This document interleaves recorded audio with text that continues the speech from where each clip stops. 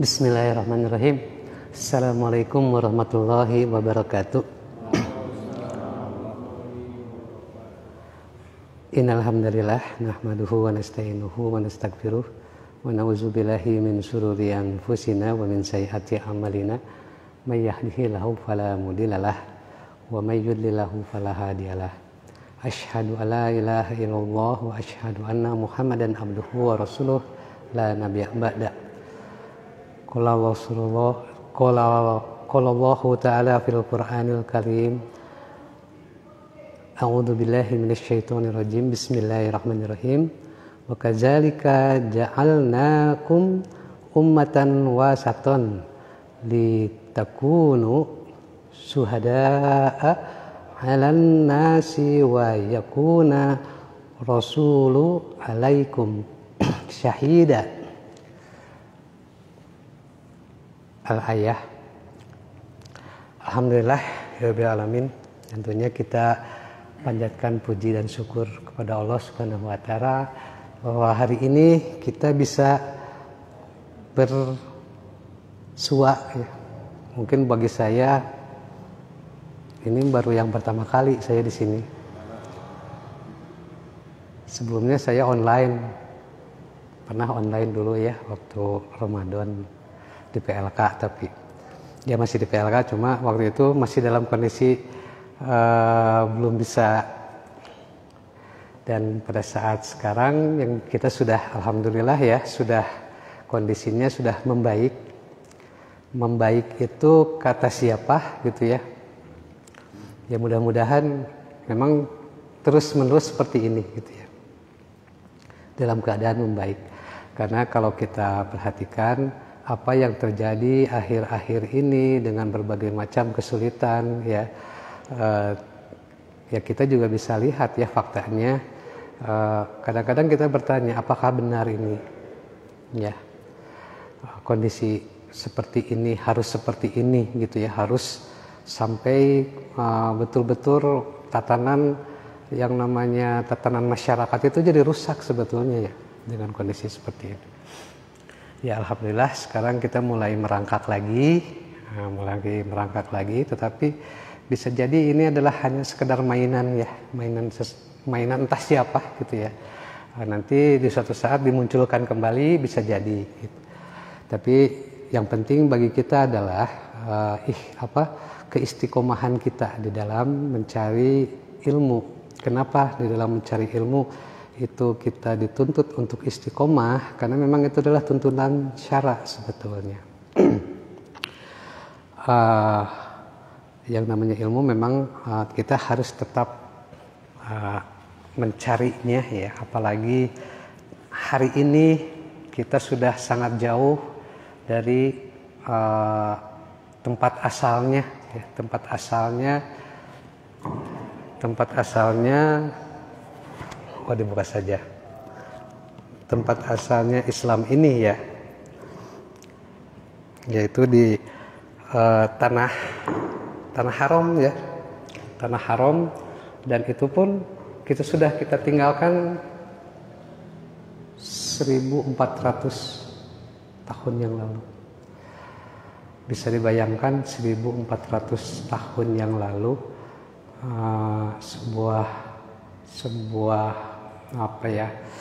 sebuah risalah gitu ya,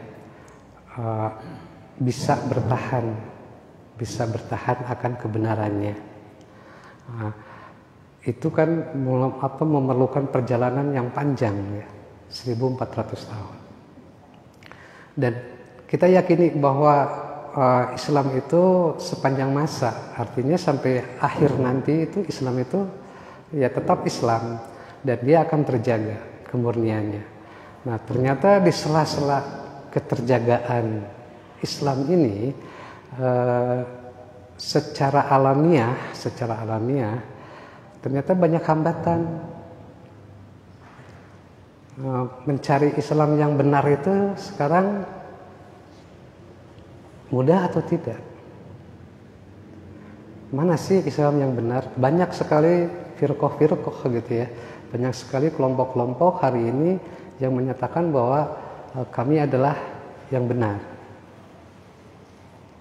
Apakah ini juga benar? Wallahu alam, ya, wallahu alam. Tetapi yang penting di sini adalah bagaimana kita usaha kita untuk mencari kebenaran itu, gitu ya. Bukan dari ini pasti benar, ini salah.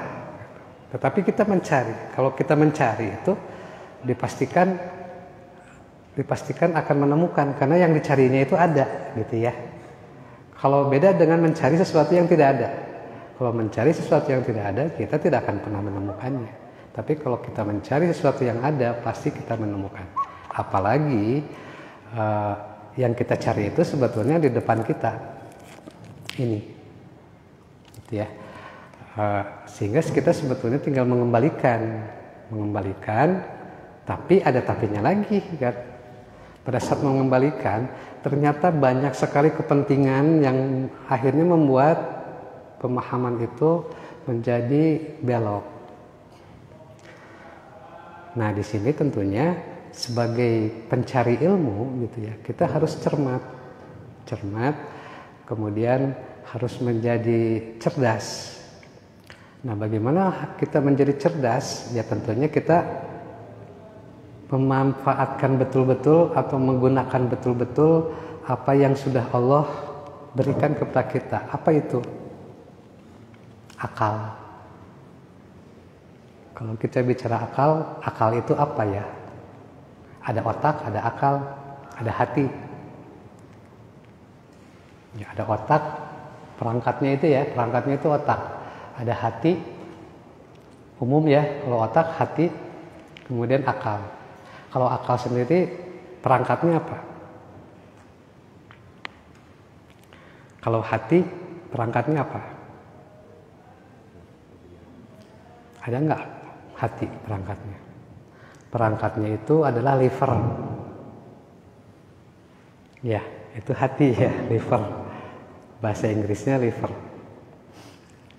Apakah dia bisa dipakai untuk berpikir atau bisa merasakan? Bisa merasakan hati, liver. Liver itu tempat mencuci darah.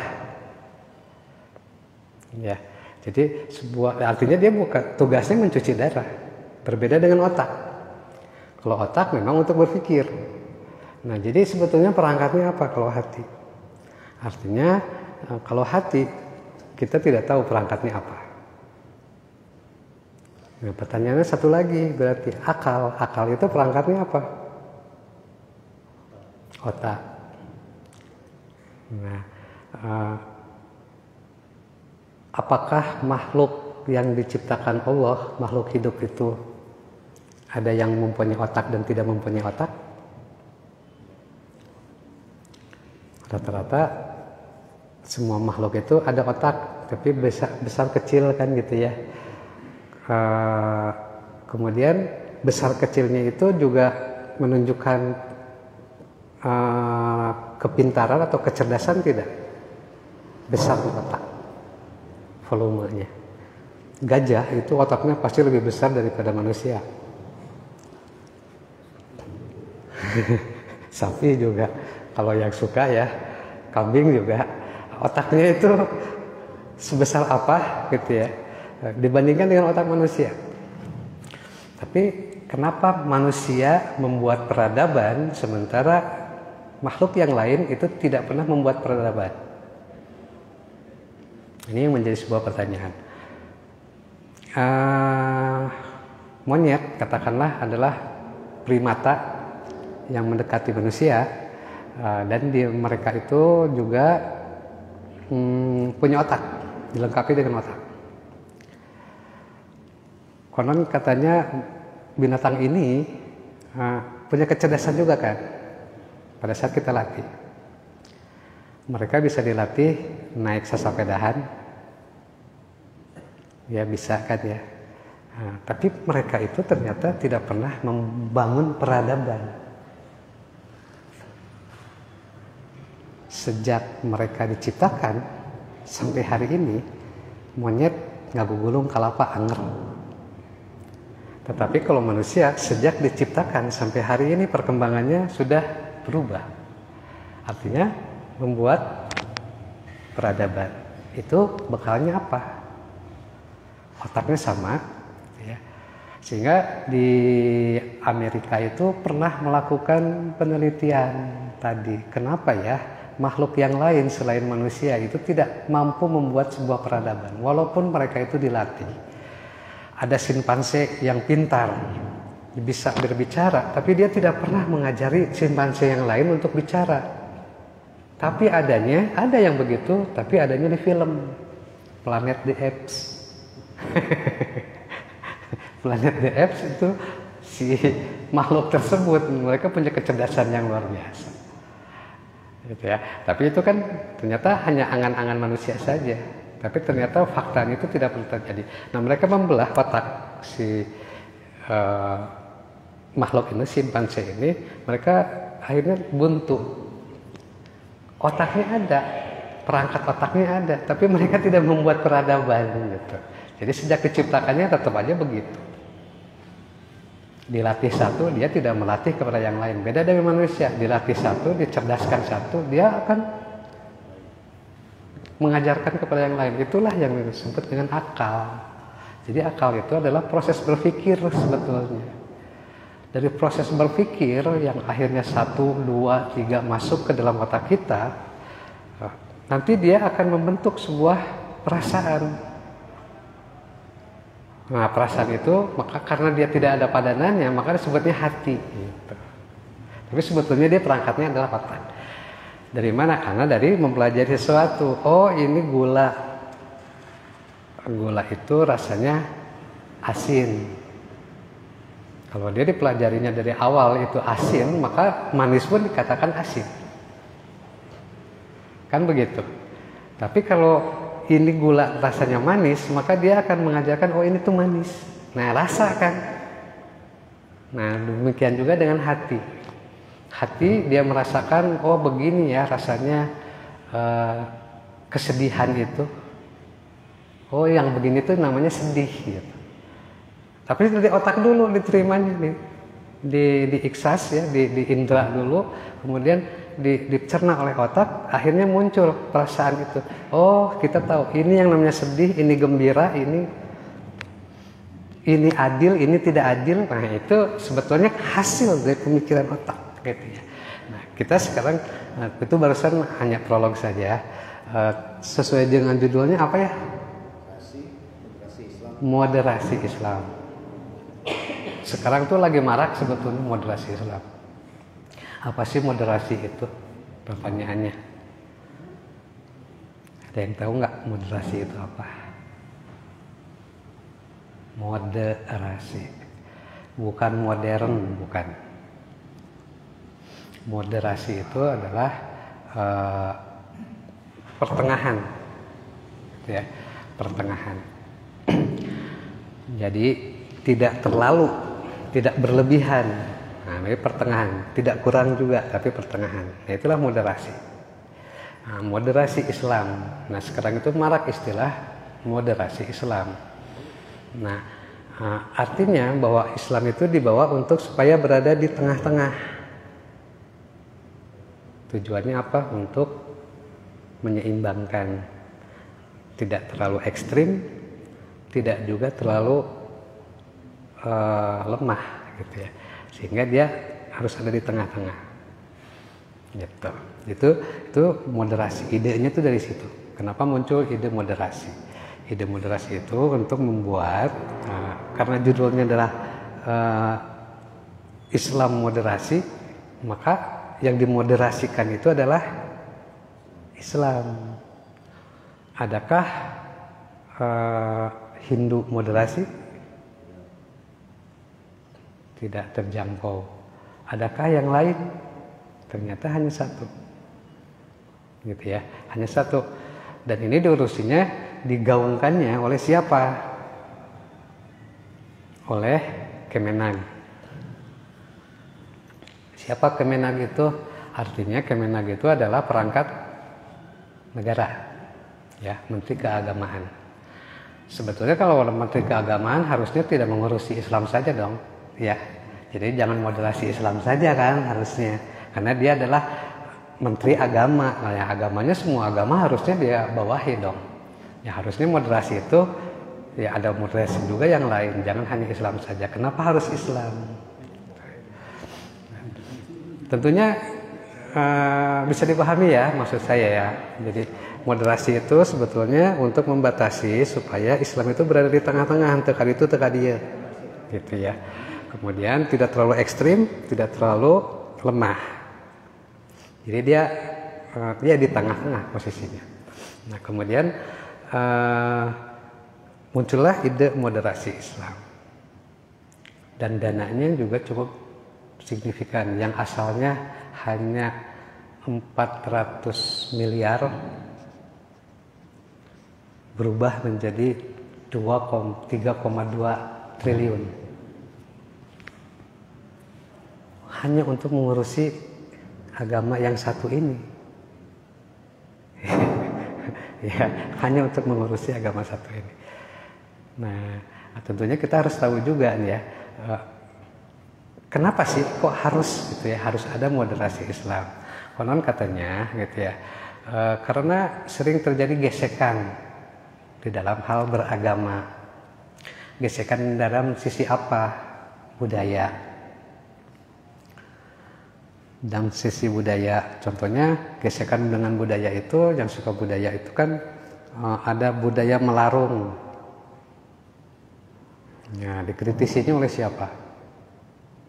Ada nggak agama yang lain yang mengkritisi melarung? Melarung itu naon sih?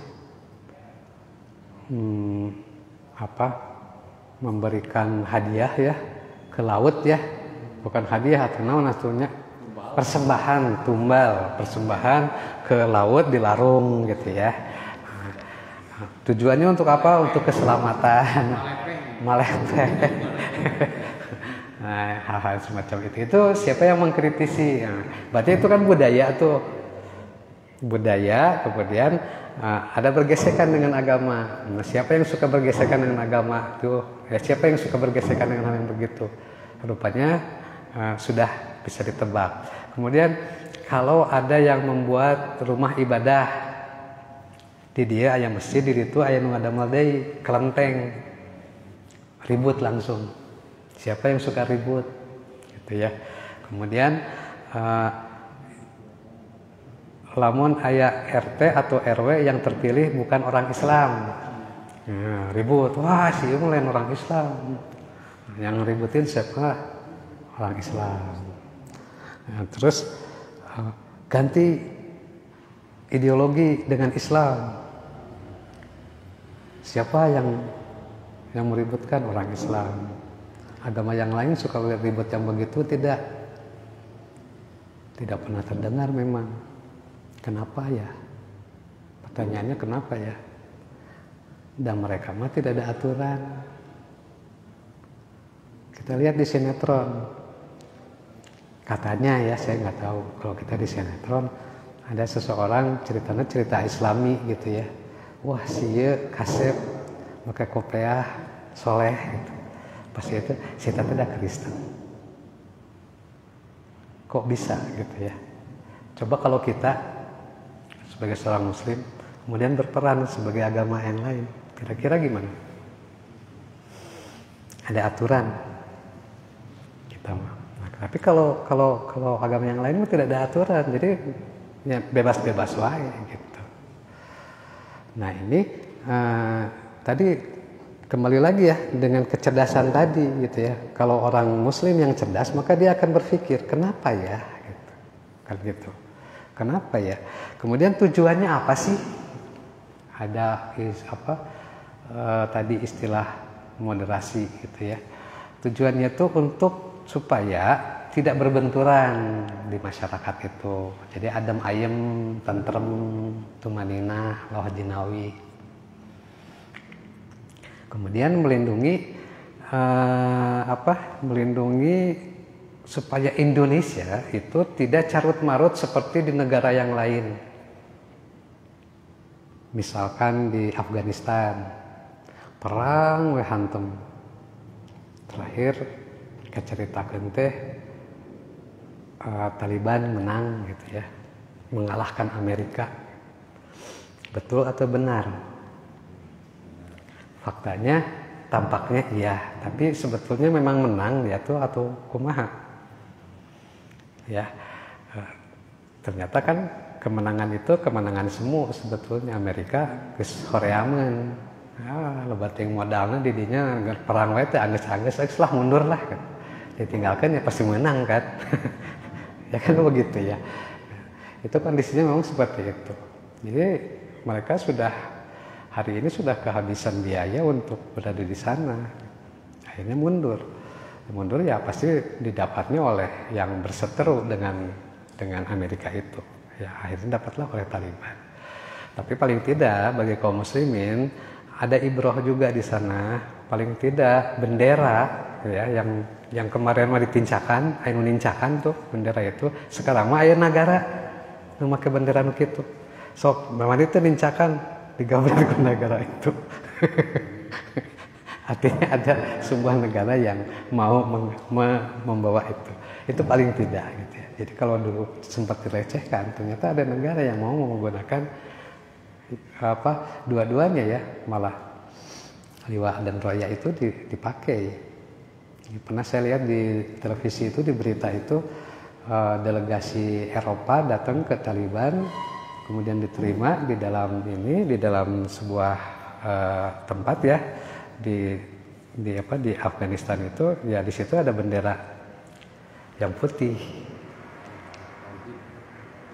Artinya bahwa ya ternyata ada orang yang mengakui gitu ya, ada kaum muslimin yang lain ya di belahan dunia yang lain yang mengakui itu.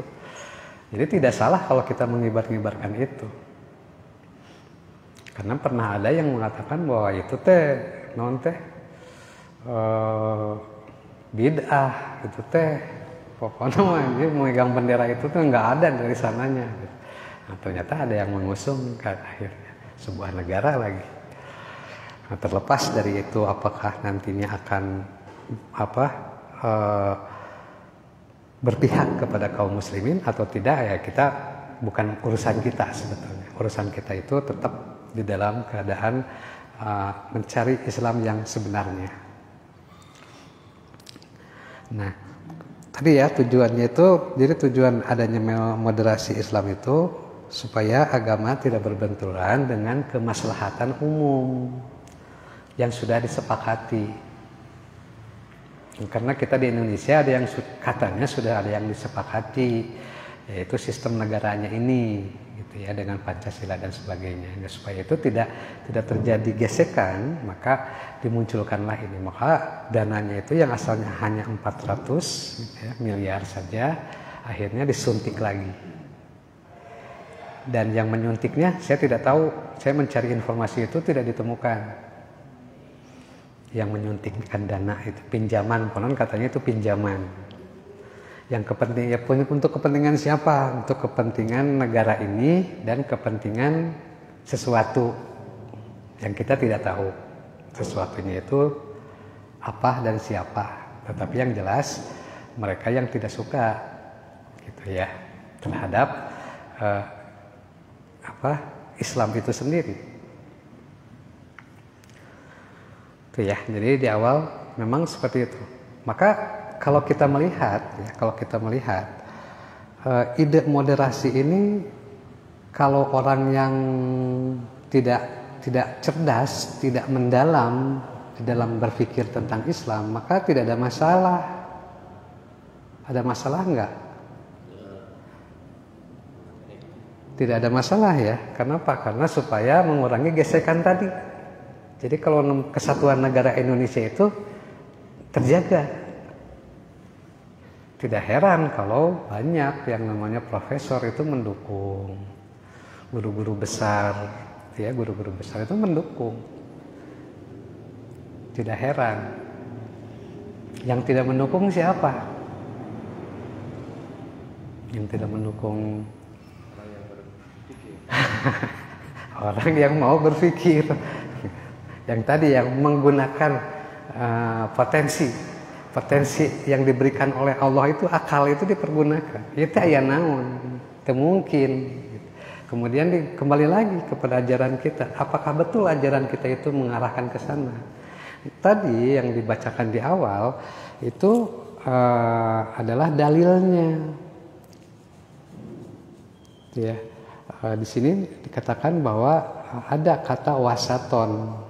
Ada kata wasaton. Wasaton itu pertengahan. Jadi umatan wasaton itu adalah umat pertengahan. Jadi tadi dianggapnya bahwa umat wasaton itu umat pertengahan, umat moderasi, yang tidak kaditu teu ka dieu. Jadi dia di tengah-tengah, jadi tidak ingin mencampuri orang lain. Wah udah pokoknya mah lempeng we orang mah gitu, tong urusan batur gitu. Nah seperti itu. Tapi kalau kita kupas gitu ya, kalau kita kupas lagi, kata umatan wasaton, coba dicari di dalam Al-Quran, itu disebut berapa kali? Hanya 1 kali di dalam ayat ini saja. Dan kalau kita baca lagi, lebih mendalam gitu ya, itu ternyata tidak mengarah kepada umatan pertengahan itu adalah umat yang memang tadi pokoknya mah dia di tengah-tengah gitu, teka dia pokoknya mah orang we wungkul pakai ieu kuda lempeng we urang mah. Mun urang Islam geus tong urusan nu lain-lain. Rek aya nu ngalarung di dieu, rek aya anu naon ngadamel naon persembahan gitu ya. Terserah, biarkan saja. Kita mah lempeng we. Tapi kalau misalkan kata dakwah, kata jihad, berapa banyak di Quran disebut? Lebih banyak, gitu ya. Menyampaikan ayat-ayat Quran berapa banyak? Lebih banyak. Gitu ya. Tapi kenapa yang hanya 1 kata itu dijadikan sebuah sumber dalil untuk membuat banyak kaum muslimin itu seolah-olah itu mengiyakan, padahal dia sempalan saja di situ. Dan kalau kita baca itu nggak ada kaitannya sebetulnya. Kaitannya itu kan di sana itu menceritakan bahwa pada saat itu Rasulullah diperintahkan untuk kiblatnya itu berpindah, yang asalnya ke Masjidil Aqsa ke Masjidil Haram. Kemudian nanti ada di sana itu ada orang-orang yang tidak suka, gitu ya. Ada orang yang tidak suka, artinya kan memisahkan antara yang suka dan yang tidak suka. Jadi lebih jelas kan gitu. Bukan di tengah-tengah berdiri akan wae nu kaditu nu kaditu nu kadieu. Nah, bukan begitu artinya. Sehingga kenapa moderasi Islam ini memang harus diluruskan kepada kaum muslimin. Kenapa ini gencar sekali? Hampir di seluruh instansi negara itu dihembuskan, sampai PKK juga disampaikan tentang moderasi Islam ini. Tujuannya apa? Tujuannya tadi supaya Islam teh nyanggeslah ngurus maneh we gitu. Jadi nggak usah lagi seperti halnya agama yang lain. Tapi siapa bilang agama yang lain tidak ngurusin agama yang lain? Buktina di luhur aya kristenisasi. Artinya mereka juga intervensi, gitu ya, sesuai dengan keyakinannya. Kita juga disuruhnya kan begitu, dakwah. Mendakwahkan itu kalau yang normal itu mendakwahkan itu kan kepada non muslim ya, yang normal. Kenapa hari ini dakwah teh sesama kaum muslimin? Udah saya mah geus Islam, nggak usah lagi didakwahi. Tileutik geus sholat, ya tidak perlu didakwahi. Nah, kadang-kadang merasa seperti itu, padahal dengan dia mengatakan seperti itu artinya dia tidak paham. Ternyata tadi ilmu itu ternyata masih banyak. Kemudian dari ilmu yang banyak ini kita harus saring lagi mana yang benar. Bagaimana caranya untuk kita selalu berada di tempat yang benar. Artinya kalau kita menuntut ilmu itu ya kita harus tetap bahwa ini tuh oh ini benar. Tapi kita yang benar itu ya kita tuh tidak menutup diri, tapi artinya atau didangukeun saya mah mau benar. Enggak begitu. Dangukeun heula baru nanti disimpulkan salah. Karena kalau cerdas itu ya harus ditahu dulu faktanya seperti apa baru kita simpulkan. Bukan langsung dikatimiti. Wah si eta mah pasti kadinya gitu. Pasti eta mah teu bener. Jangan seperti itu. Artinya dia menutup ilmu begitu kalau begitu. Kenapa? Karena bisa jadi itu adalah kebenaran.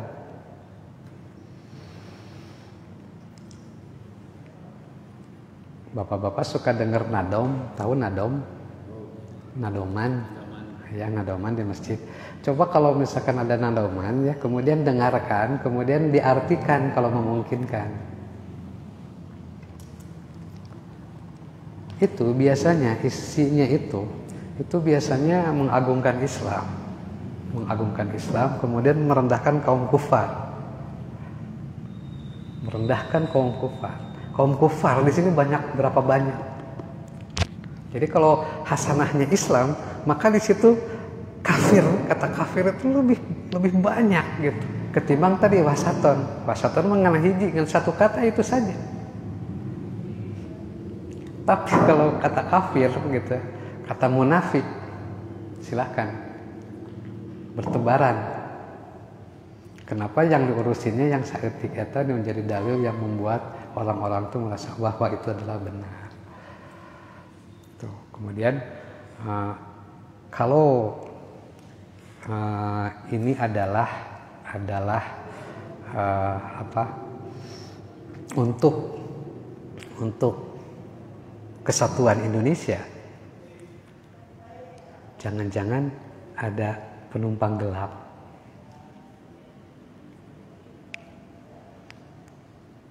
Jangan-jangan ada penumpang gelap, karena faktanya yang berjuang untuk Indonesia merdeka itu kebanyakan ulama. Tapi tiba-tiba gitu ya, setelah sekian 76 tahun ya, 76 tahun Indonesia merdeka masih ngurusin, oh ternyata Islam itu entong tarik-tarik teuing. Padahal baheula teh sebetulnya yang menggerakkan Indonesia sampai merdeka akhirnya itu kaum muslimin.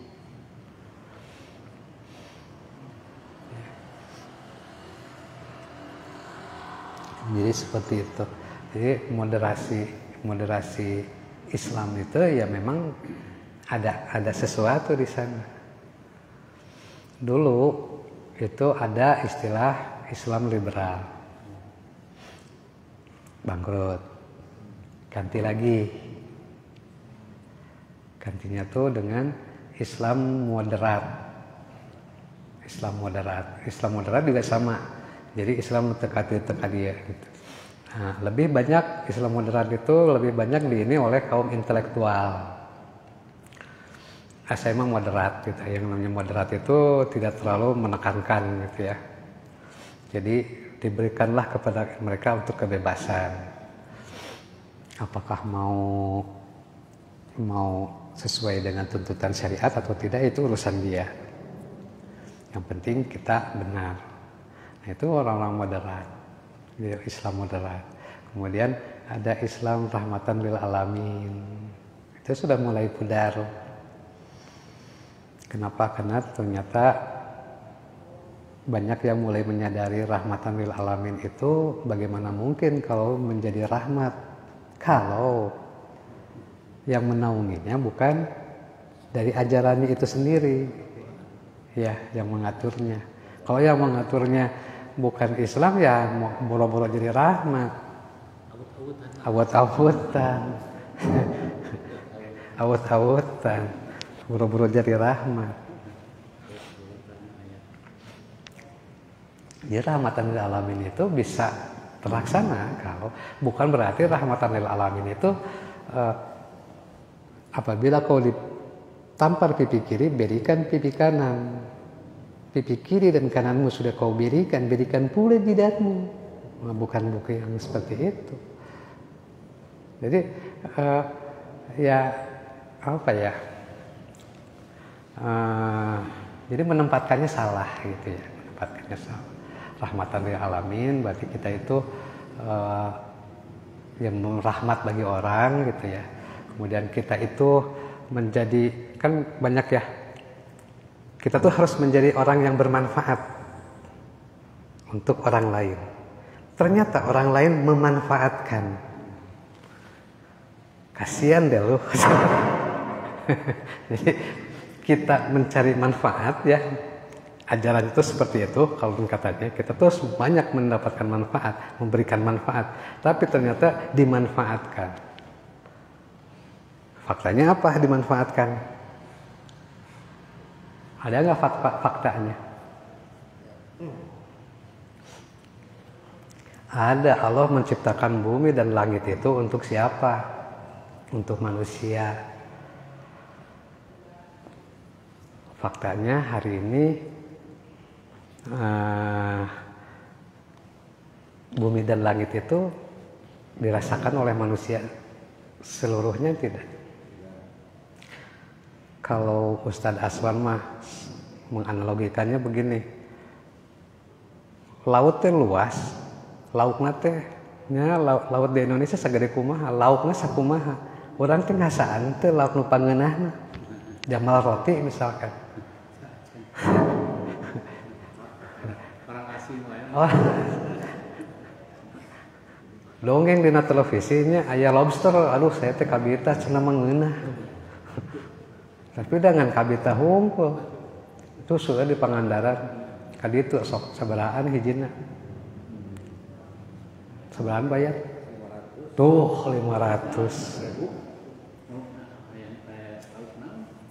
Lobster udang nu saageng kieu tah.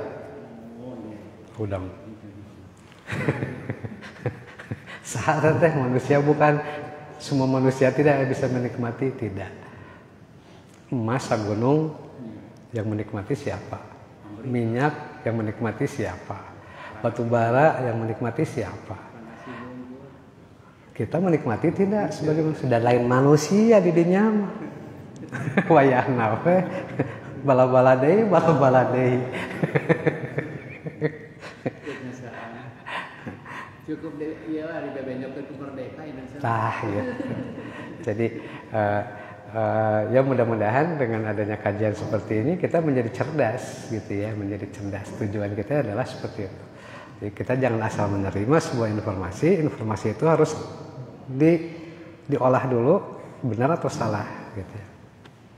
Tentunya untuk bisa sampai ke situ ya kita juga harus banyak referensi. Jadi kalau kita mencari ilmu yang paling benar, paling mudah ya, yang paling mudah itu ini bersanad atau tidak. Sanadnya dari siapa? Gitu. Itu saja yang paling mudah itu. Tapi kalau ya cek saya, nah itu berarti cek saya gitu ya. Wah itu jauh dari. Baik sampai di sini ada sesi tanya jawab tidak ini teh?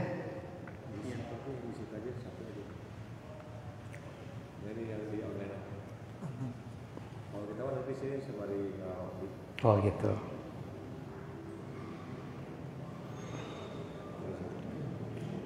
Ada Ustaz. Bagaimana menyikapi moderasi agama yang tidak membuat gaduh Ustaz? Mensikapi moderasi agama yang tidak membuat gaduh. Tapi kalau bahasa Sunda gaduh teh saya juga gak gaduhan. Gaduh saya punya gitu. Jadi gini, kita menyampaikan moderasi ini supaya tidak bikin gaduh. Yang penting mah di masjid jangan gandengan we batur. Jadi kalau batur gandengan berarti itu bikin gaduh. Itu logika yang paling mudah. Nah, kita di sini, saya menyampaikan ini bikin gaduh nggak? Bikin ganjelan enggak? Tidak. Artinya sampaikanlah gitu ya. Sampaikanlah kepada orang-orang. Tapi intinya bahwa dibukakan dulu. Dibukakan dulu. Jangan langsung kepada masalahnya. Kalau masuk ke masalahnya, naon didinya? Didinya kan teu ngiluan kemerdekaan baheula. Nah, kadang-kadang aya we kan gitu ya. Nah, supaya kita tidak bikin gaduh, ya, artinya kita sampaikan, pada saat menyampaikan, mereka harus difahamkan dulu. Difahamkan dulu bahwa duduk perkaranya seperti apa dulu gitu. Akhirnya mereka menyadari, nah setelah menyadari baru kita hantam. Gitu ya. Ya kayak tadilah saya ya kurang lebih ya. Ya sampaikan dulu bahwa moderasi itu apa sih, seperti apa gitu. Kan bisa diterima sesuai dengan apa yang mereka pikirkan. Tapi nanti kita gesekkan dengan sebuah pemahaman kan gitu ya. Nanti ya kaum muslimin sendiri akan menyadari maknanya kata wungkul ya, hanya satu kata kok bisa dibumingkan gitu ya, dibanding kata yang bertebaran di dalam Quran. Misalkan kata supaya mereka tidak membuat fitnah. Kata itu kok tidak dimunculkan gitu. Padahal urusannya urusan Islam. Urusan Islam tapi malah untuk mengkerdilkan Islam. Nah, ini kebahayaannya. Jadi sampaikan seperti itu. Jadi sampaikan artinya kalau mereka sudah terbuka secara pemikirannya, nggak akan ada masalah, nggak akan bikin gaduh sebetulnya. Bikin gaduh itu akan bertemu kalau kita berhadapan dengan orang yang memang mempunyai kepentingan dengan ini sendiri. Tapi kalau masyarakat yang memang itu menjadikan target dari sasaran moderasi itu, mereka tidak akan menjadi gaduh. Tapi kalau mereka diamanahi, ini dikasih uangnya, gitu ya,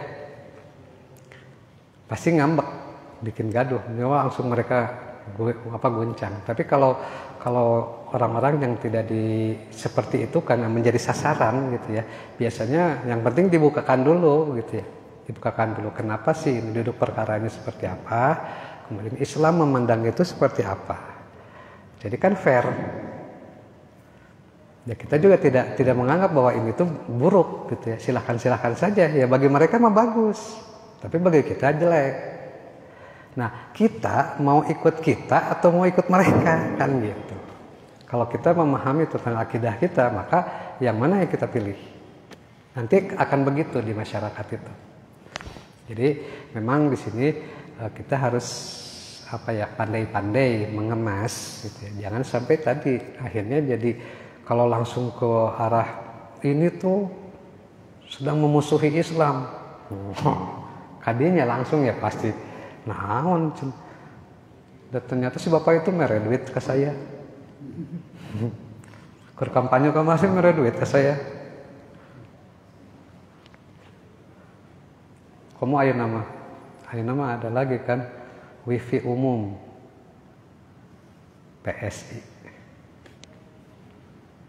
partai non PSI itu sumbangan dari PSI. Nah, wifi ini bisa dipakai oleh anak-anak di sana, anak muda main game. Tujuannya apa? Nanti pas pemilu, PSI nomor orang game colok.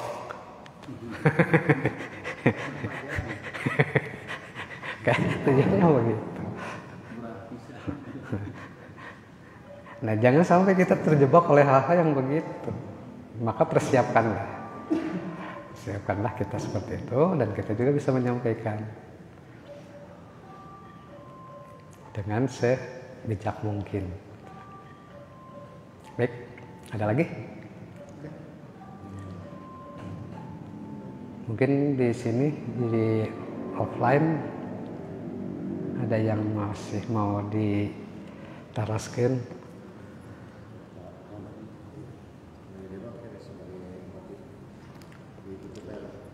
Baik, tentunya tidak akan sempurna acara kita ini kalau kita tidak ditutup dengan doa ya. A'udzubillahi minasyaitonirrajim. Bismillahirrahmanirrahim. Rabbana anzil alaina ma'idatan minas sama'i takunu lana ida li awalina wa akhirina wa yataminka warzuqna wa anta khairur raziqin. Rabbana zalamna anfusana wa illam taghfir lana wa tarhamna lanakunanna minal khasirin. Rabbana atina fid dunya hasanah wa fil akhirati hasanah wa qina azabannar. Ya Allah, berikanlah kepada kami kemampuan ya Allah di dalam menyerap ilmu-ilmu-Mu ya Allah. Ya Allah, dekatkanlah kami kepada kebenaran-kebenaran ajaran-Mu ya Allah, agar kami tidak tersesat kemudian. Ya Allah, jadikanlah kami orang-orang yang selalu membela ajaran-Mu ya Allah, yang selalu mencintai Allah, Rasul dan agamanya. Dan generasi-generasi setelah kami, mudahkanlah mereka untuk sampai kepada gerbang kejayaan kembali. Dan semua ini kita kembalikan kepadamu ya Allah. Hanya kami hanya bisa berdoa, kami hanya bisa berusaha. Engkau pula lah yang menentukan segalanya. Amin, amin ya rabbal alamin. Wassalamualaikum warahmatullahi wabarakatuh.